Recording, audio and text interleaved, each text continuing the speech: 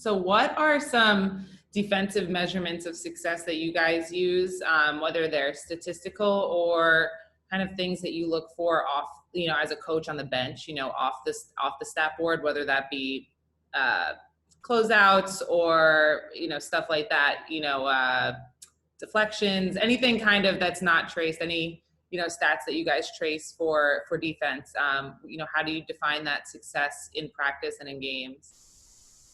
For me, it's finishing plays. Everything you said is fine. We get a deflection. What if they get the ball back and they go and score? It's being in a position to finish the playoff, and you finish the playoff by rebounding the ball. You can make certain things more important than other things, but you always want to finish the play. Transition has to be important. Again, like I started off, stopping that basketball. We had a thing what was called floor balance. Strickland, Donald, maybe me went to the board. 2 people were back because we didn't want to get beat in transition. So now the faster guys like Strick and myself could get back, and we can wait on Donald. He was a little slower. For me, it's finishing the play. Now, it might be something different for Strick, but it's finishing the play, getting the rebound. You're not going to stop a guy from scoring every play, a team from scoring every play. But the plays that you do stop them, you want to be able to get the rebound so you can go back and be on offense. Got you. Strick, any measurements of success that you're big on? Yeah, what we do is we use the point system, which we use in Miami Heat, which is closeouts, closing out to the ball, help to helper. Depending on what rotation we was in, those rotational moves, most of the time we was in a 4-man rotation with pick and roll, where, the 4-man comes over and the 5 gets back. The 3-man holds and the 5 gets back. So you get points for that. And the more points you get a bonus. So I kind of added that into the Hoop Dreams program because we're trying to teach these young kids about playing together. So we added that point system. I actually stole that from the Heat. We added the points, so they get points for closeouts, they get points for helping the helper, they get points for talking. We get points for talking. If they get a certain amount of points at the end of the week, we'll buy them something. Maybe, they be wanting like, socks or, some type of Nike shirt. Or if you get extremely good points, we'll get you a pair of sneakers or something. So I kind of do a point system. And there's a list of things, a long list of things that we look for on that list. Because I know if they do those things after we learn it, if it all comes together, we'll have a pretty good defensive team. Yeah, absolutely. How much of, communicating a team-first defensive mindset lives in the preaching, all of the things that you kind of do off court? Maybe there's some morals and signs around the gym that, have your defensive motto. What are some tactics that you do to just kind of reinforce your defensive mindset? Well, you can have those things around, but as I said in the beginning, you want to create, when you're creating a mindset, it starts from the coach, goes down to the other coaches, and then you have to communicate that to the players. I have this thing called the 4 rules of learning. Explanation, demonstration, imitation, and repetition. And it's all about communicating that. The verbal communication, the demonstration, sometimes verbal, but more of demonstrating what you're doing defensively. Then you have them imitate it. So now they have to do it. And then you repeat it. Yeah. And you rinse it over and you go back again. And you can have things written on your shirt.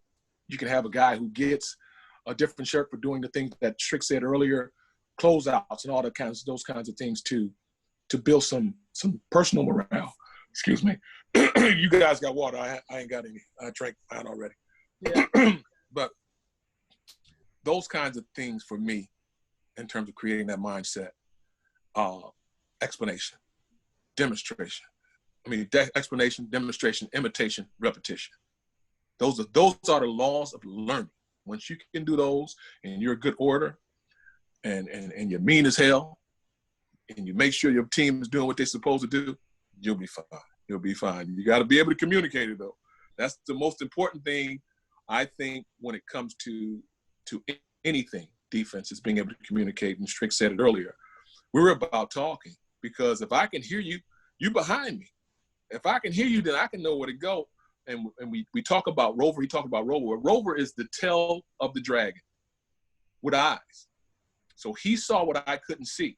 So he would have to tell me, because I might be guarding somebody and something might be coming. He would have to tell me. I'm not looking at, I'm not turning my head.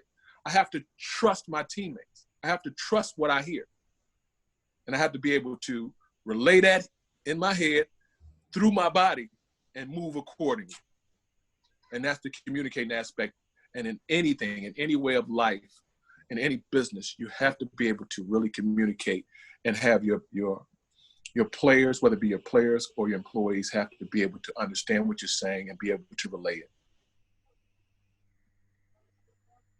Yeah. For me, man, it was always about the coach. It starts with the coach. And then I think I was blessed enough to always have a great leader as a player. It goes from, Temple, we had Macon. He kind of relayed everything. I think when you don't have a great leader, the team doesn't work. You always have to have a player on the team that can kind of be the head coach on the court, which is relaying his messages. And once he becomes that leader, everybody else trusts that leader. Prime example at Temple, the 2 years I was there, 3 years I played with Macon. The 2 I played with him, when he left his senior year, my senior year, it wasn't the same because we didn't have that voice. Same thing with Miami Heat. With the Miami Heat, we had Alonzo Mourning, we had Tim Hardaway. Those were our defensive leader voices. Those were our leaders. When I went to Denver, there was no leader. It was just like, we was just coming to practice, just doing whatever. So I think having a coach with that type of mindset, having a coach that having a leader, a player on the team that's a leader that can convey that message to the rest of the team, I think those are the 2 important qualities that you must have. I look for that when I'm a head coach. I look for it on certain teams with the youth program. I look for it with my son.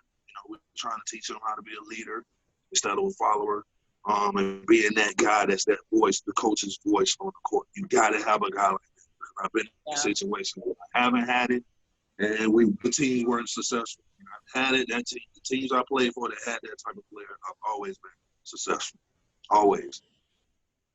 I wanted to ask him about, when did you start developing the mental aspect of the game, the mental defense, the mental part? I think that's missing a lot with you. I know it's missing a lot with you. I've coached in the D League, and I've had like being able to focus, lock in on the game itself. Like, say for instance, to lock in on the game plan, to lock in on getting rest. Coach Taney used to say, make rest your friend. A lot of people don't understand. You gotta get rest to play this game. All of those things. When did you start to incorporate them? When did you remember that kicking into you? Okay, I got to get my rest. I got to study this. I got to really study this report here. I got to really get locked in mentally, to be the type of player that I want to be and to get to where I want to go. Well, Strick, I was always a thinker. I think when it really set in, I was in high school. I was in high school probably the summer going into the 9th grade. I could play with everybody in my little city, my little area, but I'd never been outside like to Detroit. I played in Flint, but I'd never been to Detroit. And I went to a place called St. Cecilia, and I played, and I had 2 points. But my coach said to me, if you can play here, you can play with anybody. I had 2 points. And so from that point on, I felt like I could play with anybody. But in order for me to be great, I had to work. I had to work at it. I had to really work at it. And I had a coach, high school coach, who was all mental. It was physical was just 1. Mental was 4. So it was 4 to 1 mental to physical. And he taught me that. He taught me how to focus, or help me focus, and to do one thing and then take me to the brink where I'm almost falling off, and then say, come on, you got some more in you. You got some more in you. And we studied film. I'd had to watch film. It wasn't about, we doing clips and all that kind of stuff. You had to watch it. We had to watch a team, and then he would say, okay, see what these guys can do. What are their tendencies? And I started doing it. And then I had great players around me. I was a follower first. To become a great leader, I had to be a great follower. You see what I'm saying? So I had to be a great follower. And so I had a person by the name of Archie Tellis on my team who was a great leader, and I had another person by the name of Steve Coleman. They were great leaders. One was the soft hand, the other one was the hard hand. And so, but they did things differently. And I learned it early, again, 9th, 10th grade. And I just dug in, and it comes with the individual, though. It comes with the individual, and it's repetition. You gotta stay on them. If it's your son, you gotta stay on them, and then you gotta talk to them. Now, the greatest thing about these young people now, they're smarter than us in a whole lot of areas, but they're not clever enough to understand. Like, yeah, I get it. No, you had to make them talk to you. I don't give out answers. I give out questions. Remember, coaches say the question is more important than the answer. So I give out the question. I ask them, and I ask for an answer. You know, I do it with Blue. I'll say something to Blue, and I'll say, listen, I don't want the answer. I don't want you to tell me. I want the question. I said the question is more important than the answer, because I want you to think about it. So if I'm telling you something, if I say something to you, you want to answer? No, I don't want you to answer. Think about it. Think about it, and then put it in the process, and then it'll come back to you. But the film stuff you're doing with your son, that's important, man. That's important. And any of your players, that's important. Making guys watch a whole film when they bored. You know what I mean? When it has to be monotonous. And this is a great time to do it, especially with your son. This is a great time to do it.